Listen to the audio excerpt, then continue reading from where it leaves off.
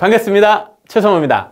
자, 오늘은 집에서 어떻게 독서 논술 교육해야 될지 막막해 하시는 우리 학부모님들이나 아니면 선생님들을 위해서 몇 가지 꿀팁을 준비해 봤습니다. 키워드가 있어요. 바로 정독하고 질문입니다. 너무너무 이게 딱 제목만 들어도 중요하게 보여지는 키워드들인데요.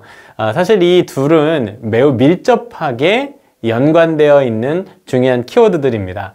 실제로 저희가 수업 때 굉장히 많이 강조하는 내용들인데요. 오늘 그 노하우를 한번 풀어보겠습니다. 자, 정독과 질문의 관계, 둘이 어떤 연관성이 있는지 확인하려면 우선 정독부터 알고 가야 됩니다. 자, 정독이란 뭘까요? 뜻을 새겨가며 읽는 독해 방법입니다. 뜻을 새겨가며, 뜻이 뭐죠? 바로 의미죠. 자, 말하는 이가 어떤 핵심 내용을 전달했는지를 정확하게 알고 넘어가는 그런 독해 방법이 바로 정독입니다. 그렇기 때문에 어떤 독해 방법을 사용하기 이전에 먼저 익혀야 되는 가장 기본적인 독해 방법이 되겠습니다. 좀 더 구체적으로 설명해 볼까요? 정독에는 5가지 방법이 있습니다. 먼저 첫 번째는 사실적인 독해예요. 책을 읽으면 물어보죠. 야, 너 주인공 이름 알아? 아니면은 뭐 줄거리 한번 요약해 볼래? 그러한 사실적 정보들을 이해하는 독해. 첫 번째 정독의 방법이 되겠습니다. 자, 두 번째는 분석적 독해. 가장 쉽게 이해하시려면 예를 들어서 비교하는 과정을 생각해 보시면 좋을 것 같아요. 자, 주인공이 있고 보조 인물이 있습니다. 두 인물 사이에서 어떠한 공통점과 차이점이 있는지 잠깐 멈춰서서 생각하는 거. 이걸 우리는 분석하기라고 할 수 있어요. 자, 세 번째는 적용적인 독해예요. 만약에 주어진 내용을 잘 이해했다면 우리는 그 주어진 내용을 다른 상황과 조건 속에 대입시켜 볼 수 있습니다. 자, 대표적인 것이 바로 야, 너라면 어떻게 했을 것 같아? 라는 질문인데요. 적용을 잘 할 수 있다면 내용을 잘 이해하는 것이고, 또 거꾸로 그래서 적용을 했는지 확인해 보기 위해서 입장을 바꾸어 말해보라고 시키는 것이죠. 자, 독해의 5가지, 정독의 5가지 방법 중에 위에 3가지는 주어진 내용을 정확히 이해했는가와 관련된 독해 기술들이기 때문에 조금 더 기본적인 능력이라고 볼 수 있겠습니다. 자, 네 번째는 추론적인 독해예요.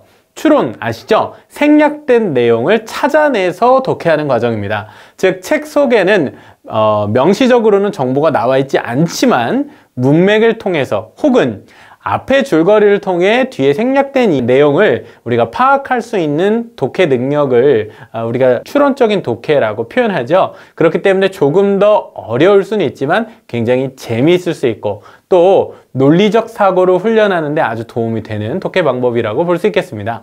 자, 마지막으로 비판적 독해인데요. 자, 어쩌면 비판은 독해 과정과는 조금 구분돼서 이해되어야 할지도 모릅니다. 자, 그만큼 다른 영역이지만 사실 비판은 독해에 포함이 충분히 될 수 있는 영역이에요. 왜 그러냐면 나라면 그렇게 하지 않았을 텐데 아니 왜 꼭 이 주인공은 가출을 했어야만 하는 거지? 이런 식으로 생각해 볼 수 있겠죠.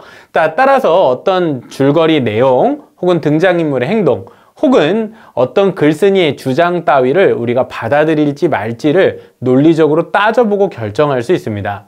단 주의사항은 비판적 독해는 앞에서 살펴본 정독의 4가지 과정을 충분히 습득한 뒤에 하는 게 좋아요. 왜냐하면 상대가 무슨 말 하는지도 제대로 이해하지 못했는데 비판만 하게 된다면 분명 엉뚱한 소리를 하게 될 것이기 때문에 그렇습니다. 그렇기 때문에 비판은 어쩌면 말하는 게 중요한 게 아니라 잘 듣는 게 더 중요할 수 있습니다.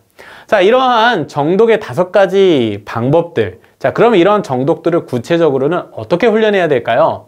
예, 뭐 예상하셨던 것처럼 바로 질문을 통해서입니다.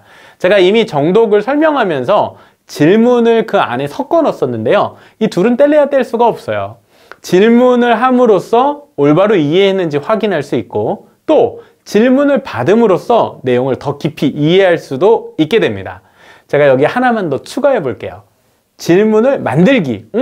질문하는 거랑 질문 만드는 거랑 뭐가 다를까요? 질문을 만들려고 의도적으로 노력해 보는 것도 정독을 훈련하는데 아주 도움이 된다는 점이에요.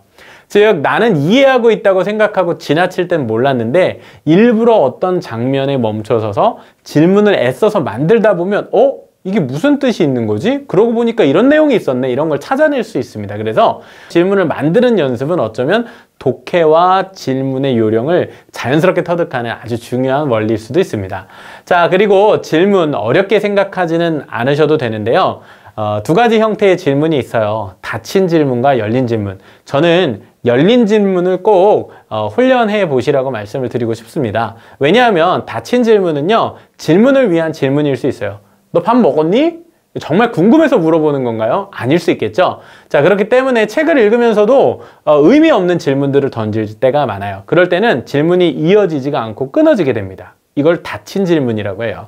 그런데 열린 질문은요, 질문이 또 다른 질문을 낳고 또 다른 질문을 낳아서 꼬리에 꼬리를 무는 질문들을 만들어내는 재미있는 질문이 있을 수 있습니다. 자, 그렇기 때문에 가급적 질문을 뽑을 때는 재미있는 것, 또 진짜 질문을 학부모님이 아이들에게 던지시더라도 본인 스스로 재밌는 질문을 먼저 생각해 보실 필요가 있어요. 아니면 보통 어떻게 됩니까? 너 이거 책 읽었는지 내가 확인해 볼 거야? 라는 의미로 질문을 던지시죠? 그러면 이제 서로 싸움 나는 거고요. 내가 재밌어 할 만한, 또 우리 아이들이 재밌어 할 만한 질문을 찾아내는 게 중요한 포인트가 됩니다. 자, 좋은 질문을 우리가 던지게 되면 어떤 유익이 있을까요? 우선 좋은 질문 덕분에 우리는 독해력이 향상됩니다. 내가 잘 모르고 있던 것도 짚어주게 되고요. 또 그 질문에 대해서 생각하는 순간 그 내용을 좀 더 깊이 이해할 수 있게 되기 때문에 그렇죠. 뜻을 더 잘 이해한다는 말이에요. 자, 그러면 그렇게 독해력이 향상된 이후에는 당연히 책 읽는 즐거움이 커질 겁니다. 제가 그 기억이 나는 광고가 하나 있어요. 그 인사돌이라는 광고인데 이제 그 이빨이 튼튼해야 갈비를 막 먹고 뜯고 맛보고 즐기고 하지 않습니까? 독해력도 똑같습니다. 독해력은 마치 우리의 이빨과 같아서 이빨, 잇몸이 튼튼해야, 즉 독해력이 뛰어나야 단단한 물건, 즉 조금은 재미있지만 다소 어려울 수도 있는 책이나 글 따위를 읽고 소화시킬 수 있는 거거든요. 그래서 책 읽는 즐거움을 맛보려면 독해력이 필요합니다. 독해력이 향상되면 책 읽는 즐거움이 생기고요. 책 읽는 게 즐거워지면 당연히 어떻게 되겠어요? 책을 읽겠죠. 정독하게 됩니다. 그리고 또 정독을 하게 되면 어떤 변화가 생기죠? 질문이 더 많아집니다. 이게 재밌는 점이에요. 어쩌면 부작용일 수도 있어요. 아이들이 대충대충 넘겨가던 책을 꼼꼼히 읽기, 이거 이상한데? 엄마! 자꾸 질문이 많아집니다. 예, 부작용일 수 있어요. 하지만 똑똑해진다는 점이니까 이 정도는 참아야겠죠? 자, 더 많은 질문을 던지게 되고, 그 다음에는, 자, 그 과정을 통해서 다 자연스럽게 독해력이 향상되는 것입니다. 자, 그래서 뭐 예를 들면 국어 문제집 많이 풀면 독해력 향상되나, 책을 그냥 막연히 많이 읽으면 향상되나? 아니요, 그렇지 않습니다. 어쩌면 수준에 맞지 않는 책을 읽은 끔찍했던 경험은 책 자체를 싫어하게 만들 수도 있고요. 문제를 백날 풀었지만 정작 긴 책 혹은 제법 수준 있는 책들을 내 수준에 맞게 나의 언어로 이해하며 독해하는 습관은 전혀 길러지지 않을 수도 있거든요. 자, 이런 과정을 간단히 도식화해 보면서 한번 정리해 볼까요? 우리가 정독을 하는 과정을 통해서 독해력이 향상되고, 또 독해력이 향상된 만큼 우리는 더 수준 높은 독해를 할 수 있게 됩니다. 그래서 정독과 독해력은 이렇게 선순환의 관계를 갖게 되는데요. 자, 이 선순환의 관계를 마치 물레방아에 비유해보면 이렇습니다. 물레방아가 돌아가려면 위에서부터 떨어지는 물의 힘이 필요하겠죠. 그 물의 힘, 그 물의 역할을 하는 게 바로 질문입니다. 질문은 정독을 하고 있는 이로 하여금 그가 더 뛰어난 독해력을 갖도록 자극해주고, 뛰어난 독해력을 가지고 있는 사람들이 질문을 통해서 더 정독해 들어갈 수 있도록 둘 사이를 매우 가깝게 만들어주거든요. 자, 그래서 이게 바로 정독과 질문이 매우 밀접하게 관련을 맺고 있다라고 하는 이유가 되겠습니다.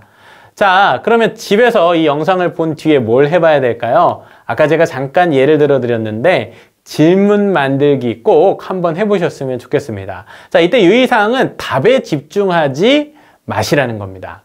자, 답을 자꾸 찾으려고 하면요, 뻔한 질문밖에 안 나와요. 자, 그래서 혹시 자녀분들과 같이 책을 읽으실 생각이라면 재미있는 질문을 하나라도 만들기. 자, 꼭 한번 집에서 실천해 보시면 좋겠습니다.